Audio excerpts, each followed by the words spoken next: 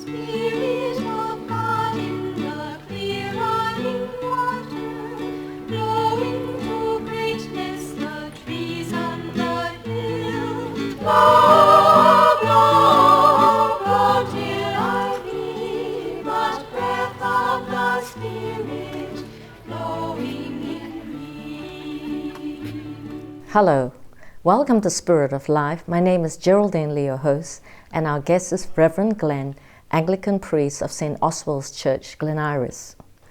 Welcome. Good afternoon, Geraldine. Yep, it's great to have you in the show. I know you're a very busy man. Oh, thank you. You're a canon. Tell us about you being a canon. I'm a canon of the St. Paul's Cathedral in Melbourne, and I'm a canon there as a artist in residence.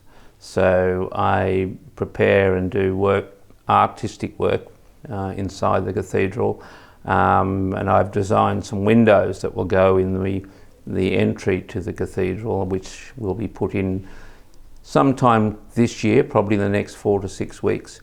So there'll be new windows based on Aboriginal country, so that when you walk into the cathedral, you look through country and out from country. That's fantastic. Yes, it's great to have that. The roots, the background. Well, it reminds people that where they are, and it also reminds them that they have to think about their faith through the connection to country, and not just bring their faith from somewhere else and place it on top of what's here, but to try and have it to work together. That's great, because it's more a sense of community then, because our society tends to be quite individualistic at the moment. It does, and it also, we often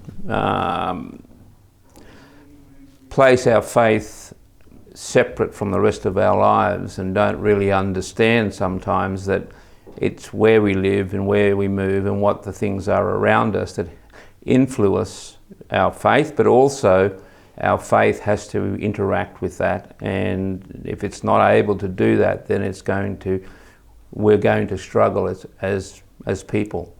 Yeah, I remember hearing a sermon by this pastor that said some people, they take off their religious clothing when they get out of the church, and then they put it back on before they get into the church, but in between their lives wouldn't be any different than anyone else. They swear, they yell, jealous, they selfish, but no, it's great to have that, the communal sense. And it's also important to hear in Australia, where we're still working through the relationship with Aboriginal people, that instead of just overlaying a Western Christian sets of ideas, that we remember that there was an ancient understanding of the divine that was here for 65,000 years before the church got here. So there is a whole other way of seeing this that needs to be thought about, and it just can't be pushed aside. No, that's incredible. Tell us a little bit about your background, so that so we understand your background. Okay, I'm a Wiradjuri person from central New South Wales. I was born up above a little town called Mudgee. My grandmother was Aboriginal, my father's Aboriginal, and I grew up in a situation where I was born in 1955, and I was born at the time when Aboriginal people, particularly those that weren't living in traditional communities, had to assimilate into Australia, had to become white in everything they did. So we were never allowed to talk about my grandmother's identity. It just was, my grandfather made everybody, or my aunts and uncles, to agree that they wouldn't talk about who she was. But everybody in the neighbourhood did know that, because, and some of your viewers may remember the book The Chant of Jimmy Blacksmith. That is about the man who is possibly my grandfather, who I think is my great-grandfather, Jimmy Governor. And that book talks about his anger, and he killed 9 people in 1900. So our story was pushed down and not talked about. So, but I was still known around the community as blackfella's young fella, and as young blackfella, I suffered bullying and difficulties at school. I was pushed to the side in things, and even though I was quite at the top of my classes at school, it was never suggested that I would go to university. It just wasn't on the agenda. So I've lived with this whole process of in my family, because of all of the intergenerational trauma. I lived my young life was a fairly violent situation in the family, caused by frustration and dispossession. I got involved with the church as a young boy because as I began to run, barefoot through the bush and recognise that there was something greater than ourselves and I had a connection to it, I had no way of connecting that to my Aboriginality. I had to connect it. The only place that was spiritual was the church. I see. So I became involved in the church, and I have been a Salvation Army officer. I ran my own business, and then I came back into the Anglican church. And in some ways, being a priest is the whitest thing I could do. It's the most assimilated thing I can do. And so now, in my later years, I'm beginning to move away from that. So I'm now on a journey of allowing my Aboriginality to come out and allowing who I am, and to look at my life through the lens of Aboriginality, not through the lens of the Christian church as such as I did as a child. So it's been a long journey and a difficult one. And are people around you supportive of that? I think there are some people who are, yes, there's people who are supportive. A lot of people don't understand it, and a lot of people struggle with the idea that I can have that journey and still be a priest. I can have that journey and still be in the church. Because for some people there's this idea that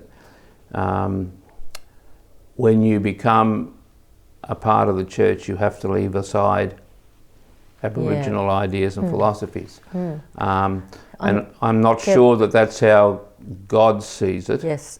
On that great note, I'll have to interrupt you. Okay. Stay with us and we'll be back after the break.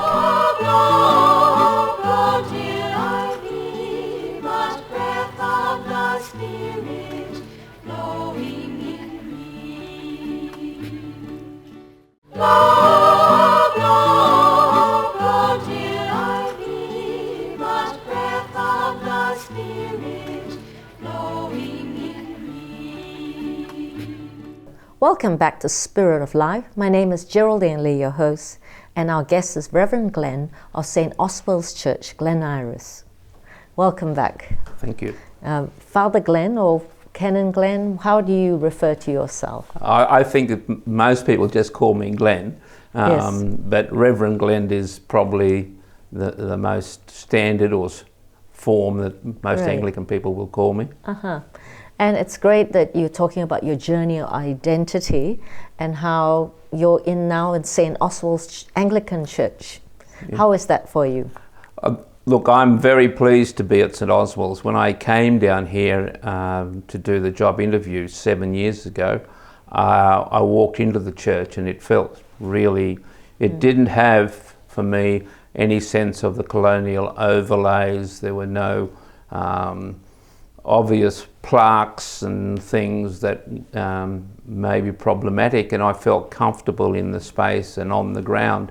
And St. Oswald's has always been a quite progressive, open church in its history, and there's a lot of art in the building, wonderful windows, very creative ways of talking about the crucifixion in terms of how that's depicted in the building. So it was really good and comfortable, and over the 7 years that I've been there, we've worked as a team at St Oswald's to put a reconciliation garden in, a garden on the old tennis courts, which was a bit of a mess when I got there. We turned them into a reconciliation garden with native plants and yarning circles and places to sit around a fire pit, and we use that. That's great. We've made changes to some of our services so they have some more Aboriginal philosophies and ideas around our faith, so it has a language that sits a little bit more in the ground of the place. And I'm very comfortable there. We're doing a lot of work with the local schools around Aboriginal education. We've developed an Aboriginal education website, empowertoteach.com.au, which is out there for teachers to use in schools. We have an art gallery. There is a whole range of Aboriginal fantastic. art gallery. So I'm comfortable in that space, and they allow me to probably stretch the boundaries a little in how things are. Fantastic. Yeah. How does how do you juggle that with parish life and all those kind of things? Do you have workers that do the pastoral care and things like that? We have a pastoral care team who rings and contacts people and keeps in touch, and I do the home communions and things along those lines, and hospital visits, etc., as they're needed, and the funerals. I don't have a team of people as such. I'm just a lone Wow, priest. that's a lot of work, because you actually travel with your work too, don't you? Well, look, I do. I mean, I do a lot of education around Aboriginal matters and go to places like Canberra for the Australian National University and others, and run programs on cultural understanding and on things like the Statement from the Heart. And so I do quite a bit of work in that. But I have a good parish council who work very hard, and they make sure that everything runs smoothly. Fantastic. And what is Statement from the Heart?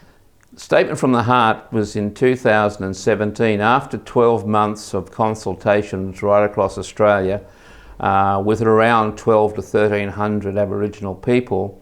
A statement was written to say because in response to the government's question about recognising Aboriginal people through the Constitution, a constitutional referendum. And so they did this work. They developed a statement saying that Aboriginal people were seeking a process towards makarata or reparation, beginning with the voice, through treaty and through truth-telling. And it was brought to Loughrey in 2017 and signed by those people who had been part of the process, and it was presented to the government. At that time it was not accepted by the Turnbull government and was pushed aside because some said it was going to become, the voice was going to become a third chamber of Parliament, which isn't true. The voice is simply a process of cementing in the Constitution a voice for Aboriginal people on matters that relate to Aboriginal people. And it's a recognition of the two sovereignties that are at work in Australia, the sovereignty that comes through the Constitution and the sovereignty that remains embedded in Aboriginal people.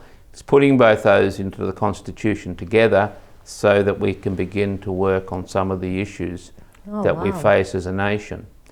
Yes. And it has those four elements, which are, as I said, voice, and that's about recognition. If you're not heard, you're not seen. And if you're not seen, you don't exist. So that's what voice is about. Wow.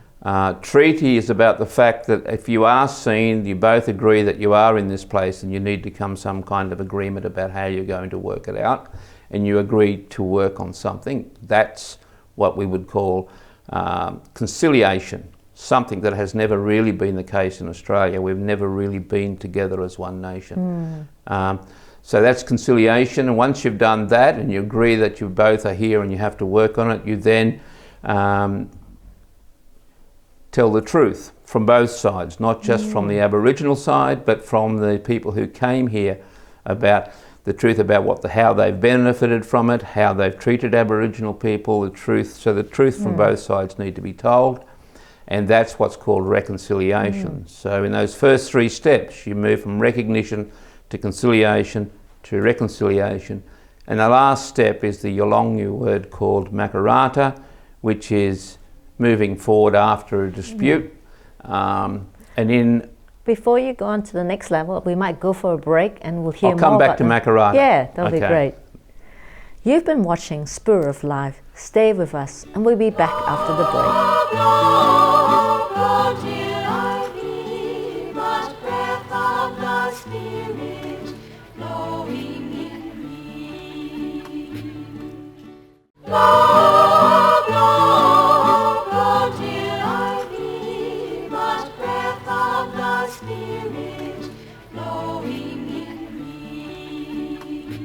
Welcome back to Spirit of Life. My name is Geraldine Lee, your host, and our guest is Reverend Glen of St. Oswald's Church, Glen Iris. Welcome back. Thank you. You were talking about, sorry if I get it wrong, something called makarata? Yes. Makarata is the 4th element of the statement from the heart, and it talks about that moment after we've come to some resolution of an issue and coming together after a dispute. But it is not simply a nice coming together and everybody lives happily ever after. It's about reparation or the consequences of doing things, inappropriate things. It's the consequences of behaving badly. And what the statement from the heart addresses is the original sin of Australia, which is the invasion of Australia and the destruction of Aboriginal culture and Aboriginal people and the stealing of Aboriginal lands. So when we do makarata, it's about how do we as Australians put that right. And in Aboriginal culture and in many Aboriginal groups, when this process would have been followed in communities, you may have ended up with a spear in your thigh. Oh, wow. And it wasn't a superficial wound. It was a wound that meant that you would walk differently afterwards. You walk with a limp. And it's a little like the story of Jacob at Peniel, where he wrestles the night with the angel or the young man or God, depending on how you read that story, because he hadn't been up until that time the most appropriate person. But when he wakes up in the next morning, after they'd wrestled all night, he walks with a limp. His hip was put out. So the idea of this whole process of the statement of the heart is at the end we get to that stage of makarata, where Australia has to give up some of its privilege, some of its entitlement, some of its power, and some of the things it's taken and become a very different country. And we individually have to learn to walk with a limp. Wow. Yeah, it's incredible. It's almost got a dying or crucifixion and resurrection. It's all of that stories. kind. That's all part of the. We can use all those motifs to describe it, but it. And when I do depict this as a graphic, I do it in a circle, because circles are about wholeness in Aboriginal culture. And if we do it in a circle, in some senses this process never finishes. It keeps going around and around and around as we dig deeper and become more aware and more conscious, and we go past the superficial of just simply getting something into the Constitution. We actually go to the stage of making Australia a better place. Yeah, no, that's fantastic. And what kind of resistance have you had to that? I think there's a lot of resistance. A lot of the resistance comes because I think people are fearful that things that they've taken for granted will be taken away from them. And we have to say to people, we're not really interested in the things like, we don't want your house, but we want you to think about how you got the privilege of having the house, And is there some ways that you can contribute to Aboriginal people for that privilege? So I think there is fear. I think there is misunderstanding. I think there is people who want to have all the details. And this is going to be an organic process that goes on, and it won't be able to have, if we do A, we get B, we get C, we get D. No, it doesn't work like that.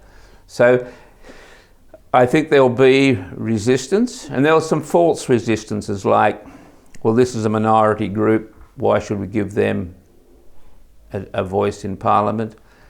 But we're not a minority group. This is our country still, and sovereignty has never been ceded. There was never a treaty.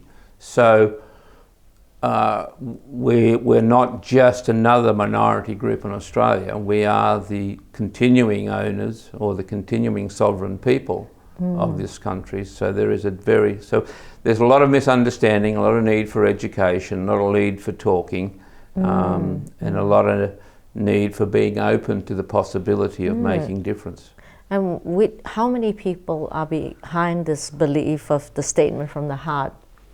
Well, I would think the majority of Aboriginal people would like to have the things that are embedded in that. I think there's a large percentage of the population. I think when it was first taken to Parliament and given to the Prime Minister in 2017, there was over 60% of the population who would have voted for it there and then. But it's difficult, and I suspect that probably we're still around that figures, but how that's going to work out when we have to go to a referendum to change the Constitution, I'm not sure. Right, and are churches behind that, are Christians behind this? I think that the majority of Christians are, yes, and I know that organisations or churches like the Anglican Church here in Melbourne and others are supportive of and wish to see this occur. I think all fair-minded people and who understand the history of our country and the things that have been done. Where I come from, 100% of the traditional Aboriginal people, the original people there, were exterminated in 50 years, 1825 to 1876, a bit over 50 years. And there was no traditional Aboriginal people there. And there are a whole heap of really horrible stories about that. So I think if we know our history, we know that this is something we have to do if we're going to live up to our reputation, live up to what we think we are as a nation. Yes. Do you think that, in a lot of organizations now tend to say, give honor to elders? What do you think about that? Is that the step forward? I think, in the various areas like here in Melbourne with the Wurundjeri and the Bunurong people, it is important that elders are recognised. We're on their country, that's why we do acknowledgements of country. We need to ask if there are things that we need to do on the country. We need to ask them for permission. Sorry to interrupt you, but we will have you back next week to hear more about your it's been fascinating, and thank you so much. I'll see you next week. Thank you very much. I'm glad to come back. You've been watching Spirit of Life. Join us next week. Goodbye and God bless you. Bring it to birth and blow where you will. Blow, blow, blow till I be but breath of the Spirit blowing.